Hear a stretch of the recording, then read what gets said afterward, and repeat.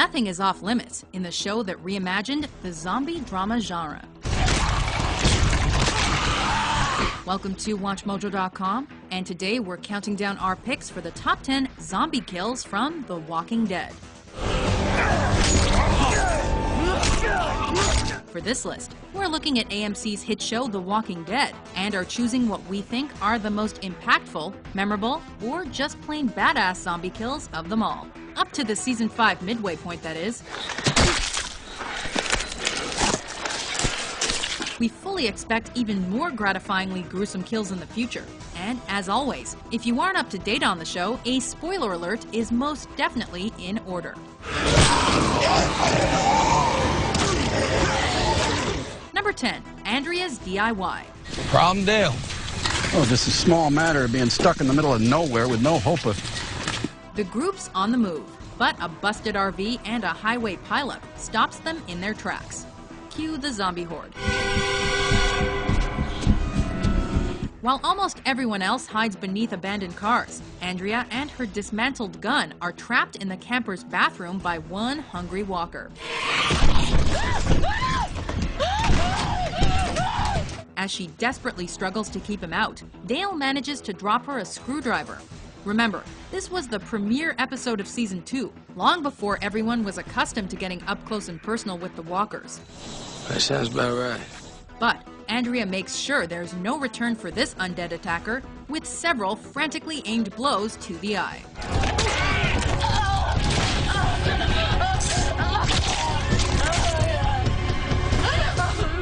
Number 9. Brotherly love. Hey, little brother. The Dixon brothers had a notoriously complex and violent relationship even before the outbreak. And this confrontation brings satisfying closure to their storyline. Yeah, I know. Shit messed my life up when everything's going so sweet, right? Merle finally finds the good within himself and attacks the governor and his troops alone. Unfortunately, it's a suicide mission. I ain't gonna beg. I ain't begging you. No. After Merle's death, he subsequently turns, and as Daryl arrives on the scene, he finds his brother grazing over the remains of the troops he'd previously killed.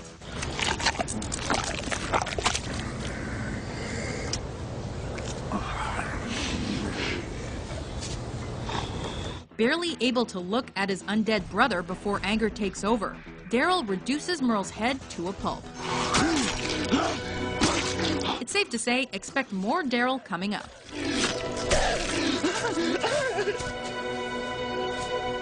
Number 8. Penny for your thoughts. After vowing revenge on the governor for holding her captive, Michonne sneaks into his quarters where she encounters a macabre scene, with zombie heads floating in tanks and the governor's daughter chained up and masked. But surprise! Penny's a walker too. And when the governor finds the katana-wielding survivor about to put down his little girl, he expresses uncharacteristic vulnerability, begging for mercy. There's no need for her to suffer. She doesn't have needs. Don't hurt my little girl. For a brief moment, we think Michonne will spare her. But one katana thrust later, Penny's dead and Michonne and the governor are locked in a battle that ends with him losing an eye.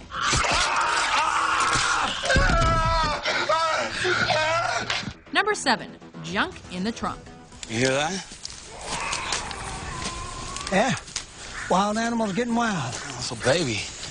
As brothers Daryl and Merle hear screams and shots, the elder sibling refuses to help while the younger rushes to the aid of a family. Hey, man, I ain't wasting my bullets on a couple of strangers ain't never cooked me a meal or filleted my piece. After taking down some walkers, Daryl sees one making its way through the back of a vehicle where a woman and her baby are trapped. He wastes no time dragging the zombie out by its ankles, then using the trunk door to eviscerate its skull in a veritable geyser of blood. This scene aptly demonstrates the differences between the two brothers, while also satisfying our need for gore and fake blood.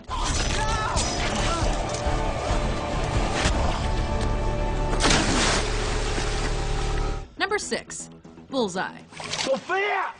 While desperately trying to find Carol's lost daughter Sophia, Daryl endures serious pain after falling down a ridge, taking one of his own arrows to the side.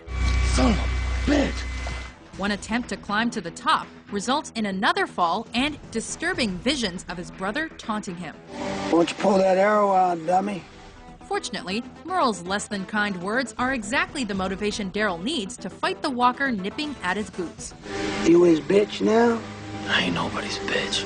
In his delirious stupor, he finds the clarity to pull the bolt from his side and relocate it to another walker's skull. Showing how badass Daryl is, even in the direst of situations, this kill gives us insight into the mind of a deeply troubled man. Number 5. On the tee, Daryl Dixon. I'm not staying in this suck-ass camp! By this point in Season 4, Daryl and Beth are partnered together for survival. Beth chooses this time to rebel and wants to get drunk. I can take care of myself, and I'm gonna get a damn drink. She storms off, finding a golf clubhouse she's sure will have booze. And let's be honest, the potential for a golf-themed kill was high. Golfers like to booze it up, right?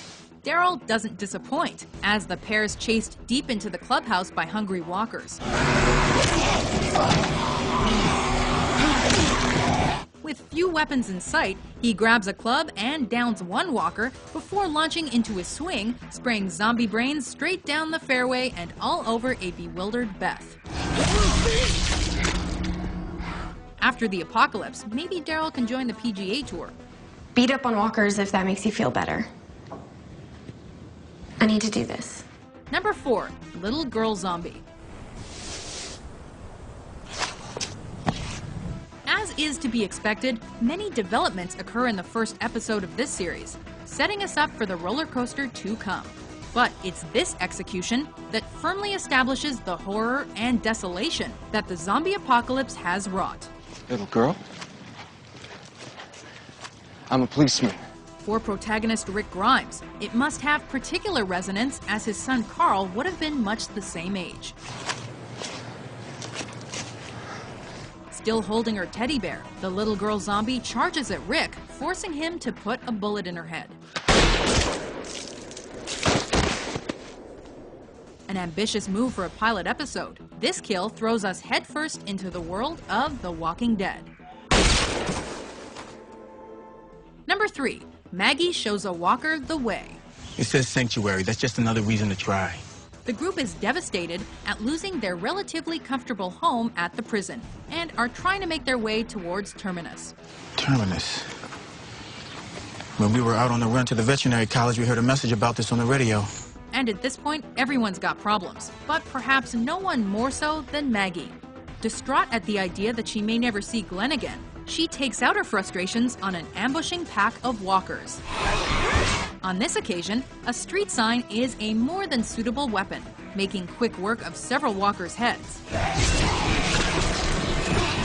We love Maggie's evolution into a kick-ass female, and this frantic kill sums that growth up perfectly. Number 2. Hands-free killing. I'm being straight with you. You were straight when you led me into the tombs. Okay, maybe I wasn't straight. You put a bag over my head. In this world, you work with what you got. Rick has quietly decided to turn Michonne over to the governor to ensure the safety of his group. And Merle, naturally, jumps at the chance to help by binding her wrists to prevent her escape. You'd think that would leave her exposed, but this is Michonne we're talking about. When walkers attack, she uses what's available, namely herself, her binds, and a post to stomp one zombie and pin another to slowly but surely remove its head. It's brutal, resourceful, gory. Everything we love about The Walking Dead. You gotta play the hand you're dealt. Only got one. Before we take aim at our top pick, here are some honorable mentions.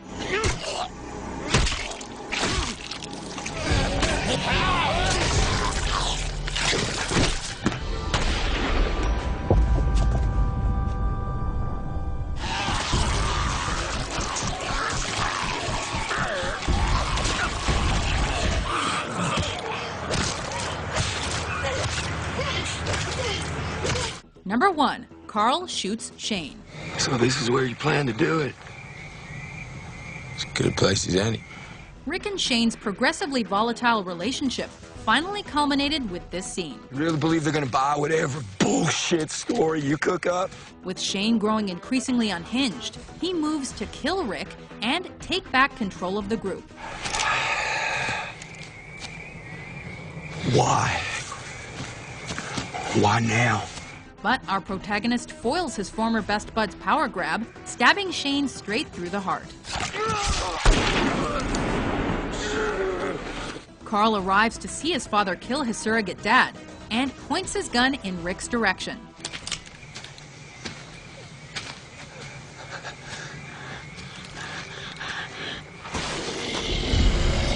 Unbeknownst to Rick, Shane has reanimated behind him, revealing a vital piece of plot information. But before Zombie Shane can attack either of the Grimes boys, Carl fires, taking down a key character and losing his innocence in the process.